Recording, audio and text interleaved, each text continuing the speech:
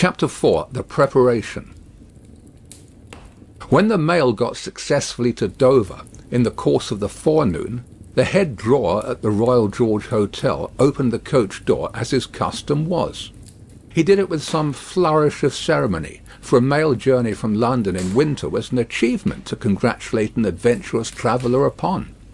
By that time there was only one adventurous traveller left to be congratulated, for the two others had been set down at their respective roadside destinations.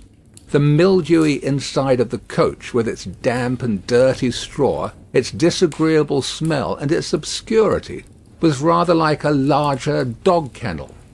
Mr. Lorry, the passenger, shaking himself out of it in chains of straw, a tangle of shaggy wrapper, flapping hat, and muddy legs, was rather like a larger sort of dog. "There will be a packet to Calais to-morrow, drawer?" "Yes, sir, if the weather holds and the wind sets tolerable fair. The tide will serve pretty nicely at about 2 in the afternoon, sir. Bed, sir?" "I shall not go to bed till to-night, but I want a bedroom and a barber." "And then breakfast, sir?" "Yes, sir. That way, sir, if you please. Show Concord. Gentleman's valise and hot water to Concord. Pull off gentleman's boots in Concord. You will find a fine sea-coal fire, sir. Fetch barber to Concord. Stir about there now for Concord." The Concord bedchamber being always assigned to a passenger by the mail, and passengers by the mail being always heavily wrapped up from head to foot, the room had the odd interest for the establishment of the Royal George, that although but one kind of man was seen to go into it, all kinds and varieties of men came out of it. Consequently, another drawer, and 2 porters, and several maids, and the landlady, were all loitering by accident at various points of the road between the Concord and the coffee-room, when a gentleman of 60, formally dressed in a brown suit of clothes, pretty well worn but very well kept, with large square cuffs and large flaps to the pockets, passed along on his way to his breakfast.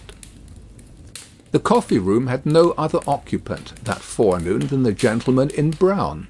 His breakfast table was drawn before the fire, and as he sat, with its light shining on him, waiting for the meal, he sat so still that he might have been sitting for his portrait.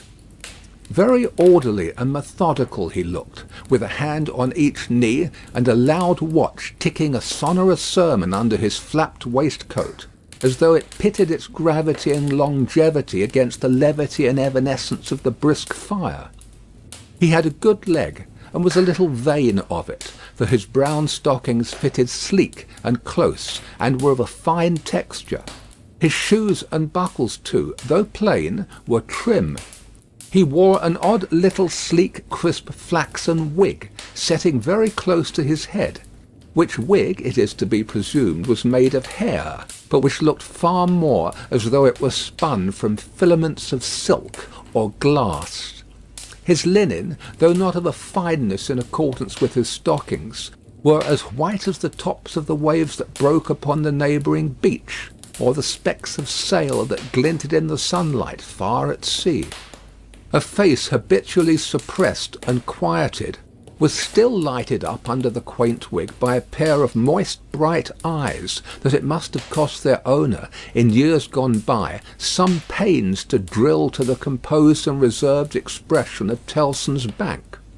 He had a healthy colour in his cheeks, and his face, though lined, bore few traces of anxiety. But perhaps the confidential bachelor clerks in Tellson's Bank were principally occupied with the cares of other people, and perhaps second-hand cares, like second-hand clothes, come easily off and on. Completing his resemblance to a man who was sitting for his portrait, Mr. Lorry dropped off to sleep. The arrival of his breakfast roused him, and he said to the drawer, as he moved his chair to it, "I wish accommodation prepared for a young lady who may come here at any time to-day. She may ask for Mr. Jarvis Lorry, or she may only ask for a gentleman from Tellson's Bank. Please to let me know." "Yes, sir. Tellson's Bank in London, sir?" "Yes. Yes, sir. We have oftentimes the honour to entertain your gentlemen in their travelling backwards and forwards betwixt London and Paris, sir." "A vast deal of travelling, sir, in Tellson and Company's house." "Yes, we're quite a French house as well as an English one." "Yes, sir. Not much in the habit of such travelling yourself, I think, sir?" "Not of late years. It is 15 years since I came last from France." "Indeed, sir. That was before my time here, sir. Before our people's time here, sir. The George was in other hands at that time, sir." "I believe so. But I would hold a pretty wager, sir, that a house like Tellson and Company was flourishing a matter of 50, not to speak of 15 years ago." "You might treble that, and say 150, yet not be far from the truth." "Indeed, sir." Rounding his mouth and both his eyes as he stepped backward from the table, the waiter shifted his napkin from his right arm to his left, dropped into a comfortable attitude, and stood surveying the guest while he ate and drank, as from an observatory or watch-tower, according to the immemorial usage of waiters in all ages. When Mr. Lorry had finished his breakfast, he went out for a stroll on the beach. The little narrow crooked town of Dover hid itself away from the beach, and ran its head into the chalk cliffs like a marine ostrich. The beach was a desert of heaps of sea and stones tumbling wildly about, and the sea did what it liked, and what it liked was destruction. It thundered at the town, and thundered at the cliffs, and brought the coast down madly. The air among the houses was of so strong a piscatory flavour that one might have supposed sick fish went up to be dipped in it, as sick people went down to be dipped in the sea. A little fishing was done in the port, and a quantity of strolling about by night, and looking seaward, particularly at those times when the tide made, and was near, flood. Small tradesmen, who did no business whatever, sometimes unaccountably realized large fortunes, and it was remarkable that nobody in the neighbourhood could endure a lamplighter. As the day declined into the afternoon, and the air, which had been at intervals clear enough to allow the French coast to be seen, became again charged with mist and vapour, Mr. Lorry's thoughts seemed to cloud too. When it was dark, and he sat before the coffee-room fire, awaiting his dinner as he had awaited his breakfast, his mind was busily digging in the live red coals. A bottle of good claret after dinner does a digger in the red coals no harm, otherwise than as it has a tendency to throw him out of work. Mr. Lorry had been idle a long time, and had just poured out his last glassful of wine, with as complete an appearance of satisfaction as is ever to be found in an elderly gentleman of a fresh complexion who has got to the end of a bottle, when a rattling of wheels came up the narrow street and rumbled into the inn-yard. He set down his glass untouched. "This is Mamselle," said he.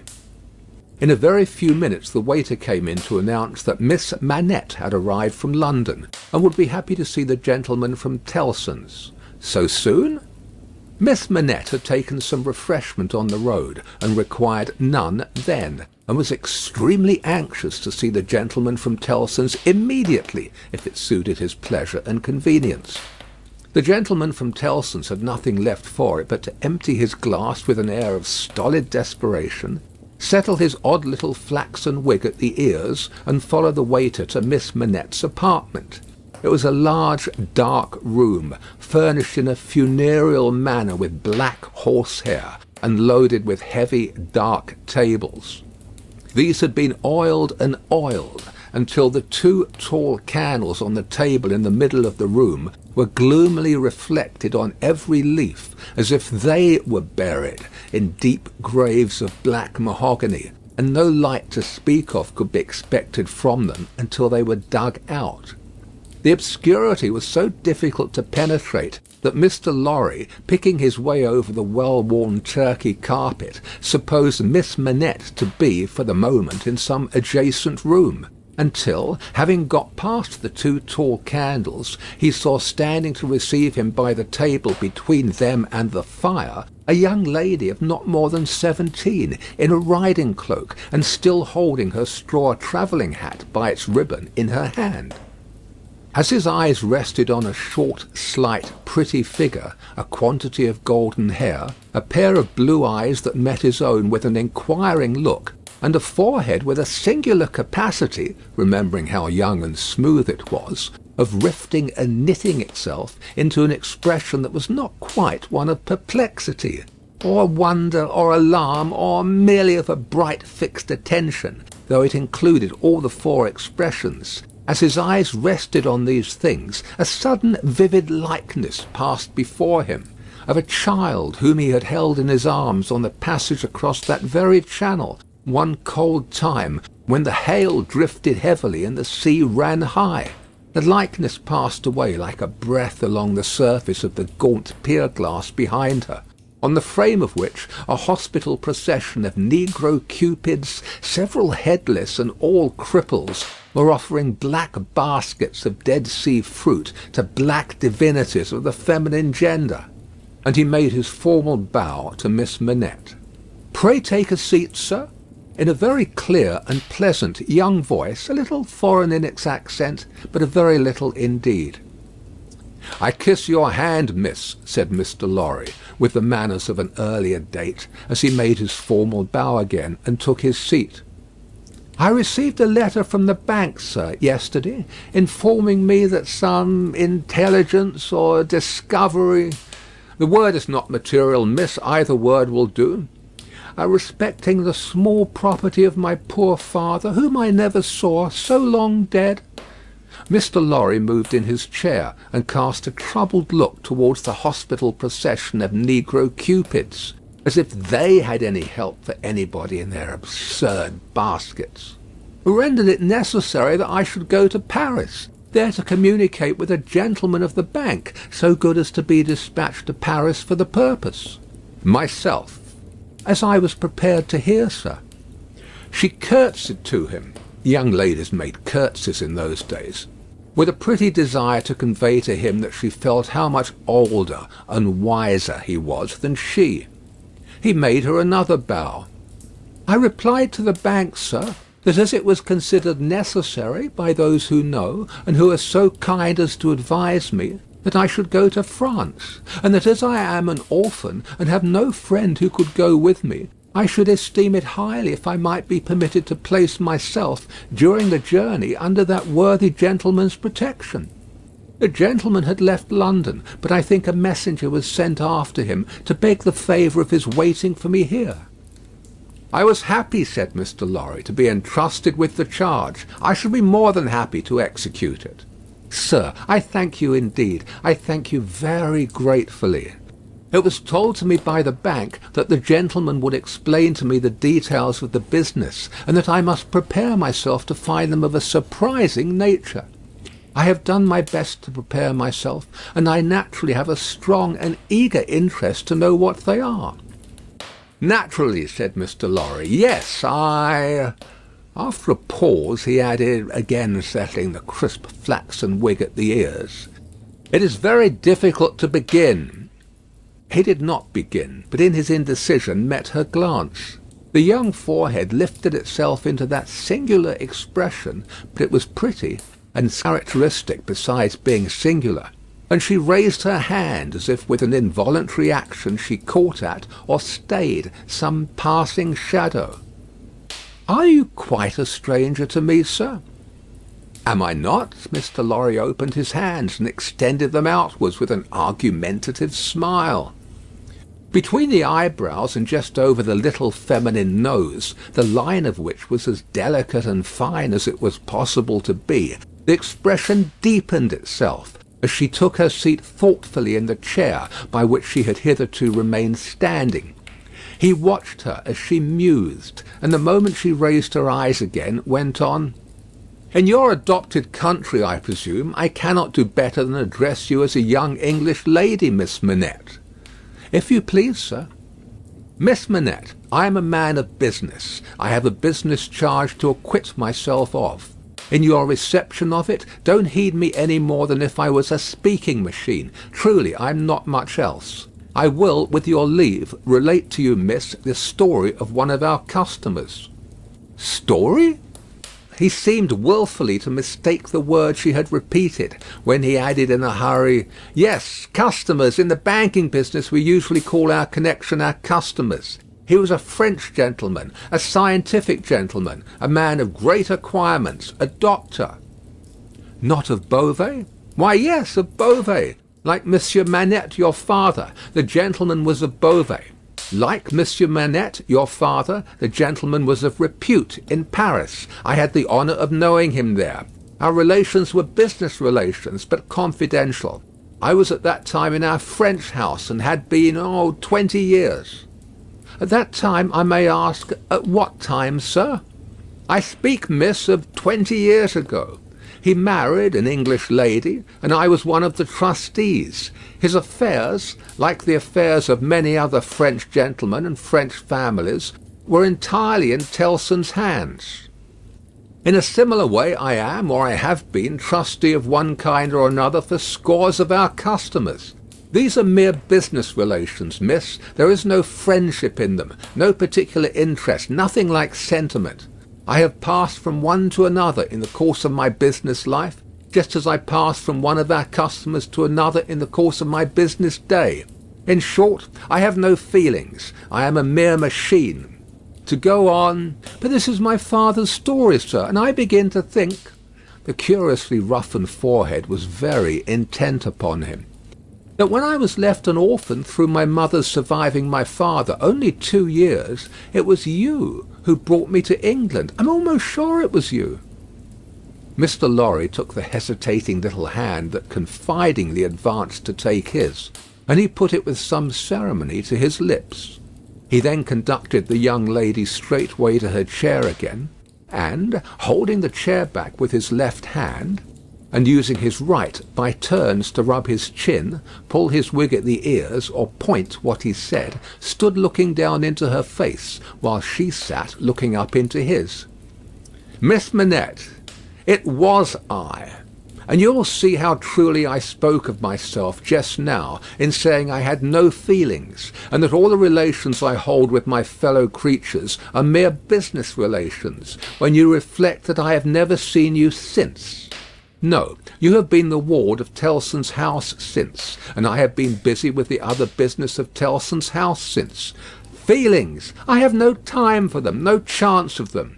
I pass my whole life, miss, in turning an immense pecuniary mangle." After this odd description of his daily routine of employment, Mr. Lorry flattened his flaxen wig upon his head with both hands, which was most unnecessary, for nothing could be flatter than its shining surface was before, and resumed his former attitude.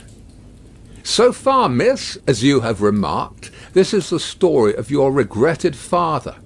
Now comes the difference. If your father had not died when he did, don't be frightened. How you start!" She did indeed start, and she caught his wrist with both her hands. "Pray," said Mr. Lorry in a soothing tone, bringing his left hand from the back of the chair to lay it on the supplicatory fingers that clasped him in so violent a tremble, "pray control your agitation. A matter of business. As I was saying—" Her look so discomposed him that he stopped, wondered, and began anew. "As I was saying, if Mr. Manette had not died, if he had suddenly and silently disappeared, if he had been spirited away, if it had not been difficult to guess to what dreadful place, though no art could trace him, if he had an enemy in some compatriot who could exercise a privilege that I in my own time have known the boldest people afraid to speak of in a whisper, across the water there, for instance, the privilege of filling up blank forms for the consignment of any one to the oblivion of a prison for any length of time, if his wife had implored the king, the queen, the court, the clergy for any tidings of him, and all quite in vain, then the history of your father would have been the history of this unfortunate gentleman, the doctor of Beauvais. I entreat you to tell me more, sir." "I will. I am going to. You can bear it?" "I can bear anything but the uncertainty you leave me in at this moment." You speak collectedly, and you are collected. That's good, though his manner was less satisfied than his words. A matter of business. Regard it as a matter of business. Business that must be done. Now, if this doctor's wife, though a lady of great courage and spirit, had suffered so intensely from this cause before her little child was born, the little child was a daughter, sir. A daughter, a matter of business. Don't be distressed, miss, if the poor lady had suffered so intensely before her little child was born that she came to the determination of sparing the poor child the inheritance of any part of the agony she had known the pains of, by rearing her in the belief that her father was dead. No, don't kneel. In heaven's name, why should you kneel to me? For the truth, oh dear, good, compassionate sir, for the truth. A matter of business. You confuse me, and how can I transact business if I am confused? Let us be clear-headed. If you could kindly mention now, for instance, what 9 times 9pence are, or how many shillings in 20 guineas, it would be so encouraging. I should be so much more at my ease about your state of mind. Without directly answering to this appeal, she sat so still when he had very gently raised her, and the hands that had not ceased to clasp his wrists were so much more steady than they had been, that she communicated some reassurance to Mr. Jarvis Lorry. That's right, that's right. Courage, business. You have business before you, useful business. Miss Manette, your mother took this course with you, and when she died, I believe broken-hearted, having never slackened her unavailing search for your father, she left you, at 2 years old, to grow to be blooming, beautiful, and happy, without the dark cloud upon you of living in uncertainty whether your father soon wore his heart out in prison or wasted there through many lingering years. As he said the words, he looked down, with an admiring pity on the flowing golden hair, as if he pictured to himself that it might have been already tinged with grey. You know that your parents had no great possession, and that what they had was secured to your mother and to you. There has been no new discovery of money or of any other property, but—" He felt his wrist held closer, and he stopped. The expression in the forehead, which had so particularly attracted his notice, and which was now immovable, had deepened into one of pain and horror. "But he has been found. He is alive. Greatly changed, it is too probable. Almost a wreck, it is possible, though we will hope the best. Still, alive. Your father has been taken to the house of an old servant in Paris, and we are going there. I to identify him if I can, you to restore him to life. Love, duty, rest, comfort." A shiver ran through her frame, and from it through his. She said in a low, distinct, awe-stricken voice, as if she were saying it in a dream, "I am going to see his ghost. It will be his ghost, not him." Mr. Lorry quietly chafed the hands that held his arm. "There, there, there. See now, see now. The best and the worst are known to you now. You are well on your way to the poor wronged gentleman, and, with a fair sea voyage and a fair land journey, you will be soon at his dear side." She repeated in the same tone, sunk to a whisper, "I have been free. I have been happy. Yet his ghost has never haunted me." "Only one thing more," said Mr. Lorry, laying stress upon it as a wholesome means of enforcing her attention. "He has been found under another name, his own long forgotten or long concealed. It would be worse than useless now to inquire which, worse than useless to seek to know whether he has been for years overlooked or always designedly held prisoner. It would be worse than useless now to make any inquiries, because it would be dangerous.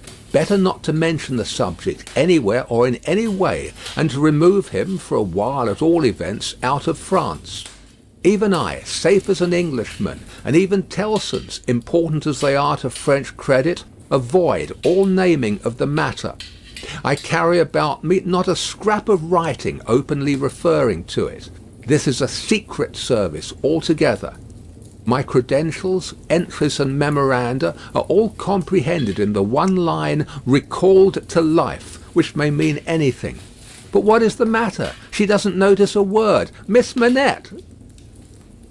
Perfectly still and silent, and not even fallen back in her chair, she sat under his hand, utterly insensible, with her eyes open and fixed upon him, and with that last expression looking as if it were carved or branded into her forehead.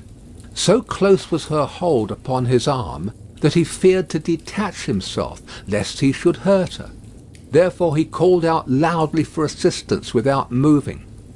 A wild-looking woman, whom even in his agitation Mr. Lorry observed to be all of a red colour, and to have red hair, and to be dressed in some extraordinary tight-fitting fashion, and to have on her head a most wonderful bonnet like a grenadier wooden measure, and good measure too, or a great Stilton cheese, came running into the room in advance of the inn servants, and soon settled the question of his detachment from the poor young lady by laying a brawny hand upon his chest and sending him flying back against the nearest wall. "I really think this must be a man," was Mr. Lorry's breathless reflection, simultaneously with his coming against the wall. "Why, look at you all!" bawled this figure, addressing the inn servants. "Why don't you go and fetch things instead of standing there staring at me? I'm not so much to look at, am I? Why don't you go and fetch things? I'll let you know if you don't bring smelling salts, cold water and vinegar. Quick, I will!" There was an immediate dispersal for these restoratives, and she softly laid the patient on a sofa, and tended her with great skill and gentleness, calling her "my precious" and "my bird," and spreading her golden hair aside over her shoulders with great pride and care. "And you in brown," she said, indignantly turning to Mr. Lorry. "Couldn't you tell what you had to tell her without frightening her to death? Look at her, with her pretty pale face and her cold hands. Do you call that being a banker?" Mr. Lorry was so exceedingly disconcerted by questions so hard to answer that he could only look on at a distance with much feebler sympathy and humility, while the strong woman, having banished the inn servant under the mysterious penalty of letting them know something not mentioned if they stayed there, staring, recovered her charge by a regular series of gradations, and coaxed her to lay her drooping head upon her shoulder. "I hope she will do well now," said Mr. Lorry. "No thanks to you in brown if she does, my darling pretty." "I hope," said Mr. Lorry, after another pause of feeble sympathy and humility, "that you accompany Miss Manette to France?" "A likely thing too," replied the strong woman. "If it was ever intended that I should go across salt water, do you suppose Providence would have cast my lot in an island?" This being another question hard to answer, Mr. Jarvis Lorry withdrew to consider it.